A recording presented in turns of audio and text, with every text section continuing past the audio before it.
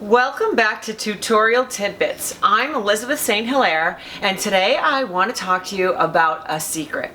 I have a lot of students in my classes who tell me I can't draw. I'm very intimidated by the drawing. I feel like I could paint and I could collage, but I'm very intimidated by the drawing.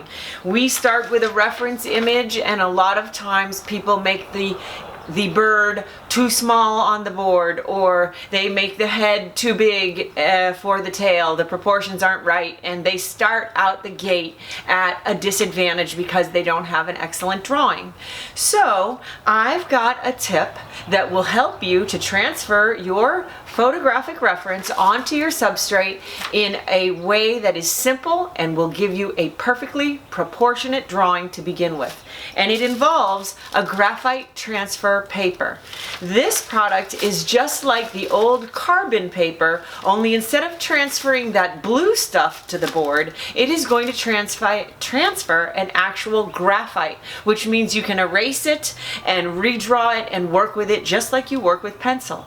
I'm going to show you how to do that because this is going to change your world. When you start out with a great drawing, a base level that is proportionate and correct and on the panel where you want it in the right composition, your work is going to really benefit. So while you're practicing your drawing skills, I'm going to teach you how to transfer this photo. But I want to recommend that drawing is the foundation of all art. So to be a better painter, you need to be better at drawing. And the way that I always suggest to my students to learn that is two things. See if you can take a drawing class at your local art center so that you can go every week and be under the tutelage of someone who can help you and guide you.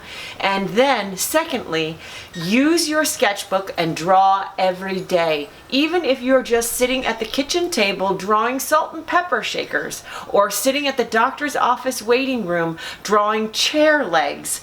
All this will help you to become better with your drawing skills so that someday you'll be able to draw this bird without the transfer paper. But in the meantime, let me show you how to do this.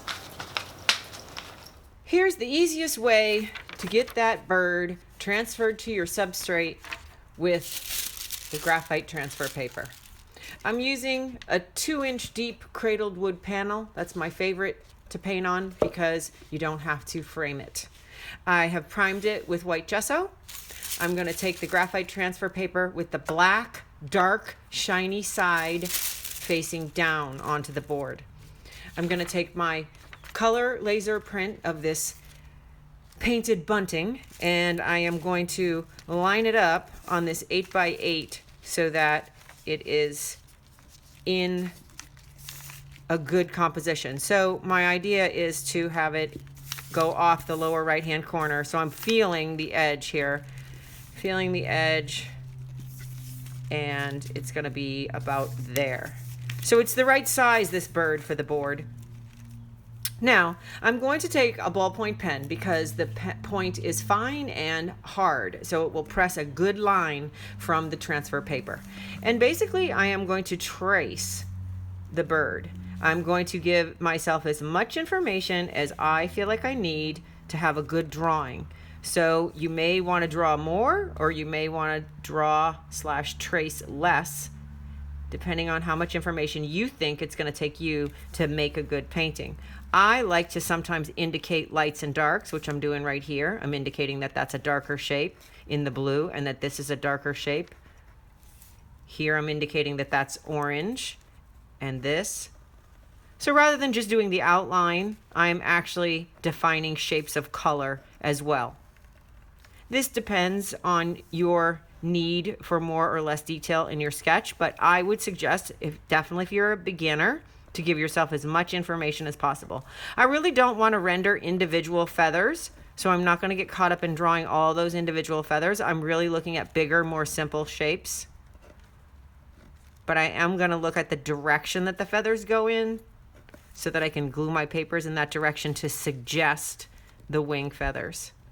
So I'm tracing and defining some of the feathers, but keeping the shape simple, not getting caught up in every individual feather.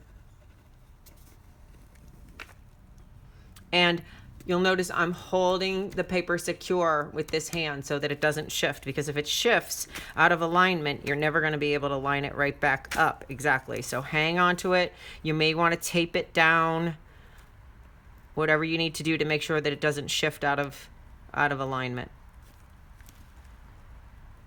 I'm tracing the feet. I'm tracing the wood branch that he's standing on.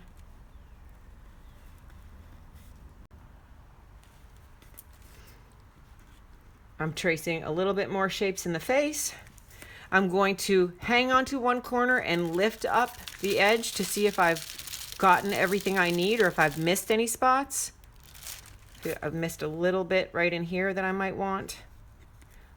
I'll hold this corner and check that edge. I think I need to apply a little more pressure here. But really, that's perfect for my requirements now to make a painting that is proportional and arranged on the page in a nice composition. And here I've got a great sketch to start from. So it's a little tip that will go a long way.